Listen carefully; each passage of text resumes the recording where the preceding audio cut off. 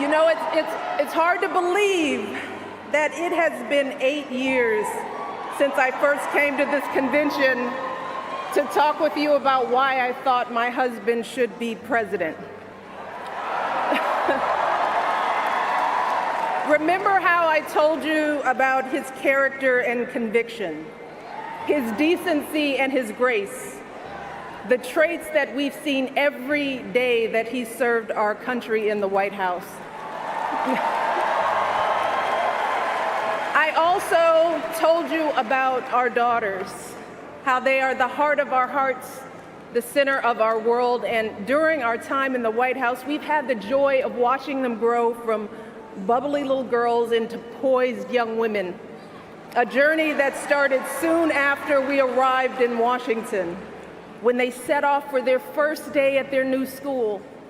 I will never forget that winter morning as I watched our girls, just 7 and 10 years old, pile into those black SUVs with all those big men with guns.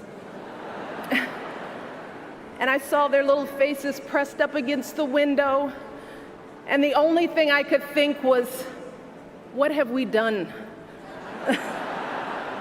See, because at that moment, I realized that our time in the White House would form the foundation for who they would become, and how well we managed this experience could truly make or break them. That is what Barack and I think about every day as we try to guide and protect our girls through the challenges of this unusual life in the spotlight. How we urge them to ignore those who question their father's citizenship or faith. How we insist that the hateful language they hear from public figures on TV does not represent the true spirit of this country. How we explain that when someone is cruel or acts like a bully, you don't stoop to their level. No, our motto is, when they go low, we go high.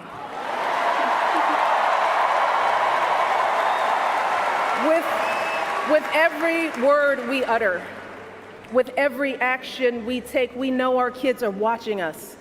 We as parents are their most important role models. And let me tell you, Barack and I take that same approach to our jobs as President and First Lady, because we know that our words and actions matter, not just to our girls, but to children across this country. Kids who tell us, I saw you on TV, I wrote a report on you for school. Kids like the little black boy who looked up at my husband, his eyes wide with hope, and he wondered, is my hair like yours? And make no mistake about it, this November when we go to the polls, that is what we're deciding.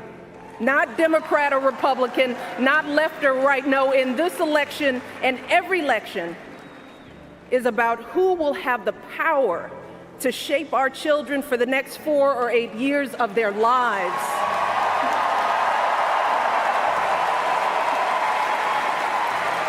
And I am here tonight because in this election, there is only one person who I trust with that responsibility.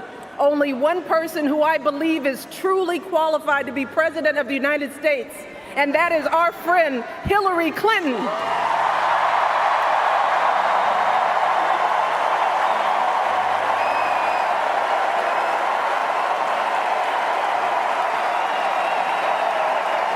That's right. See, I trust Hillary to lead this country because I've seen her lifelong devotion to our nation's children. Not just her own daughter, who she has raised to perfection, but every child who needs a champion. Kids who take the long way to school to avoid the gangs. Kids who wonder how they'll ever afford college. Kids whose parents don't speak a word of English but dream of a better life. Kids who look to us to determine who and what they can be. You see, Hillary has spent decades doing the relentless, thankless work to actually make a difference in their lives. advocating for kids with disabilities as a young lawyer, fighting for children's health care as First Lady, and for quality child care in the Senate. And when she didn't win the nomination 8 years ago, she didn't get angry or disillusioned.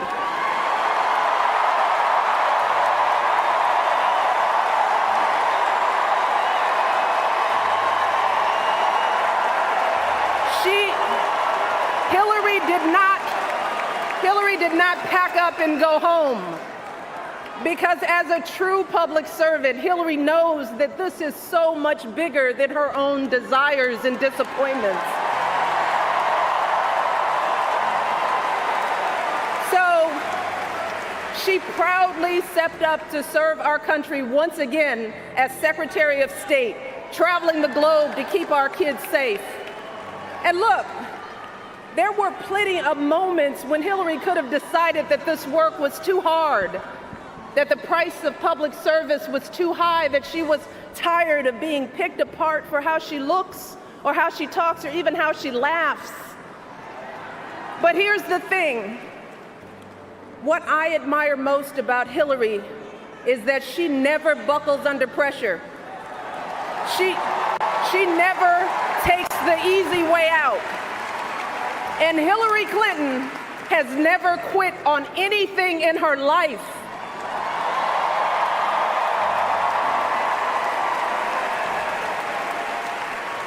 And when I think about the kind of president that I want for my girls and all our children, that's what I want.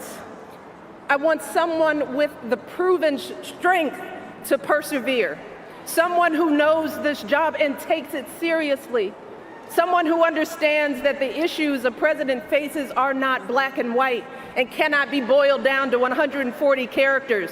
Look, because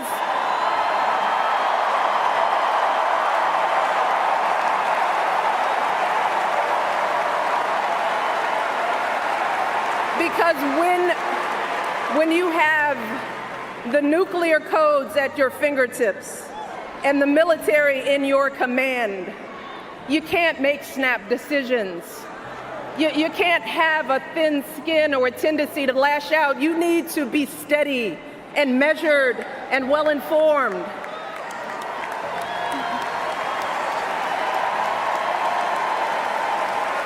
I want a president with a record of public service, someone whose life's work shows our children that we don't chase fame and fortune for ourselves. We fight to give everyone a chance to succeed. And we give back even when we're struggling ourselves, because we know that there is always someone worse off. And there, but for the grace of God, go I. I want a president who will teach our children that everyone in this country matters. A president who truly believes in the vision that our founders put forth all those years ago, that we are all created equal, each a beloved part of the great American story. And when crisis hits, we don't turn against each other. No, we listen to each other. We lean on each other, because we are always stronger together.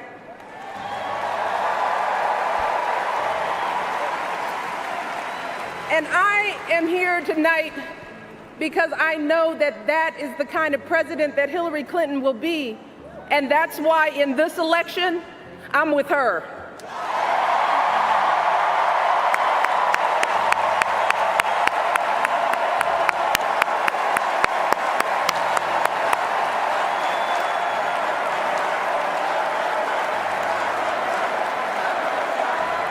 You see, Hillary understands that the president is about one thing and one thing only. It's about leaving something better for our kids. That's how we've always moved this country forward, by all of us coming together on behalf of our children. Folks who volunteer to coach that team, to teach that Sunday school class, because they know it takes a village. Heroes of every color and creed who wear the uniform and risk their lives to keep passing down those blessings of liberty. police officers and protesters in Dallas who all desperately want to keep our children safe, people who lined up in Orlando to donate blood because it could have been their son, their daughter in that club.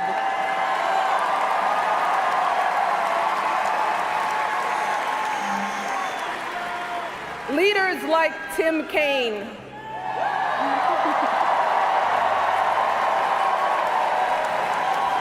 who show our kids what decency and devotion look like.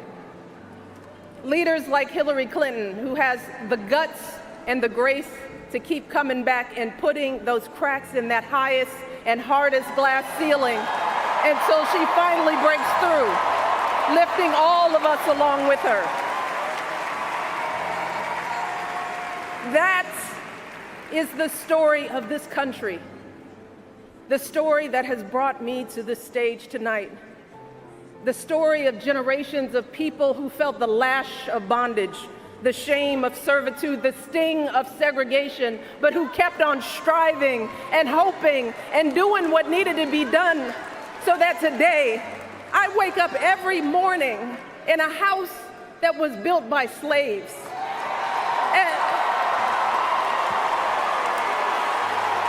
And I watch my daughters, two beautiful, intelligent black young women, playing with their dogs on the White House lawn.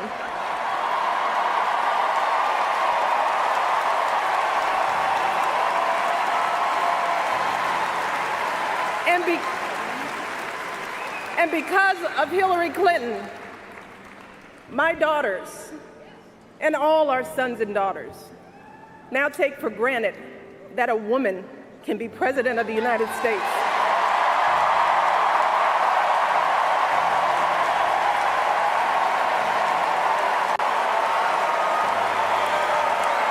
So look,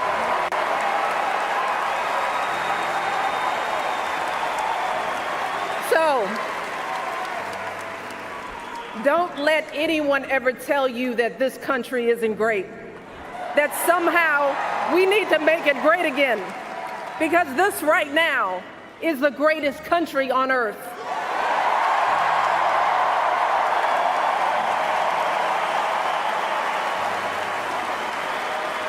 And as my daughters prepare to set out into the world, I want a leader who is worthy of that truth. A leader who is worthy of my girls' promise and all our kids' promise. A leader who will be guided every day by the love and hope and impossibly big dreams that we all have for our children. So in this election, we cannot sit back and hope that everything works out for the best. We cannot afford to be tired or frustrated or cynical. No, hear me. Between now and November, we need to do what we did 8 years ago and 4 years ago.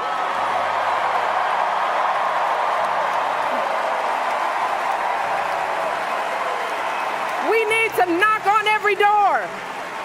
We need to get out every vote.